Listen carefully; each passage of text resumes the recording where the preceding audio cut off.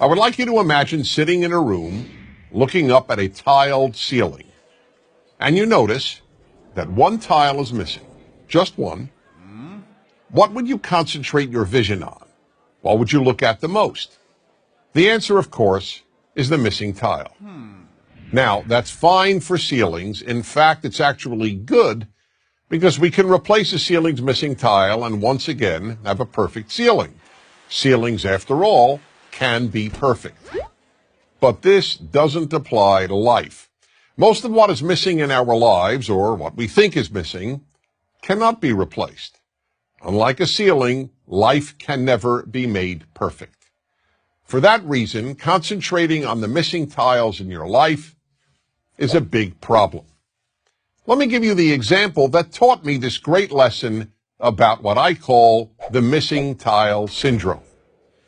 A bald man once said to me, "You know, Dennis, whenever I walk into a room with people, all I see is hair." When I heard this, I immediately realized that in this regard, this man sees the world completely differently from how I do. Because I have all my hair. When I walk into a room, I don't even notice hair. It's not a missing tile for me. But for this person, hair is what he sees. This applies in some way to everyone. When a woman who thinks she has imperfect legs walks into a room, all she sees are perfect legs.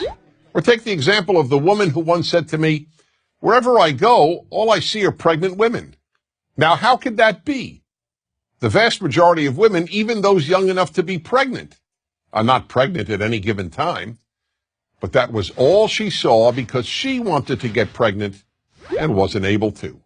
Her missing tile was not having a child. That's the way human nature is. We focus on what's missing in our lives. The missing tile syndrome is a very big obstacle to happiness, so big, in fact, that it makes happiness almost impossible. There will always be something missing in your life. When you see other people's kids, you'll think you see tiles that are missing in your own children. Gee, why can't my kid study as hard, or be as polite, or be as bright, or be as good-looking, or be as athletic? The same holds true regarding our spouses, our work, our looks. The list is endless. I'll give one more example. When I was single and looking to find the right woman, I wanted to first identify the most important trait to look for in my future wife. So after almost every date, I would call my best friend Joseph and announce, "Joseph, tonight I identified the most important trait in a woman." And he would always say, "Okay, Dennis, what is it?"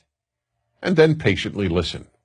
One night I would tell him that it was intelligence, another night that it was looks, another night personality, and on yet another night kindness. One night, as usual, I called him up after an evening out and said, "Joseph, I finally figured out what the most important trait in a woman is."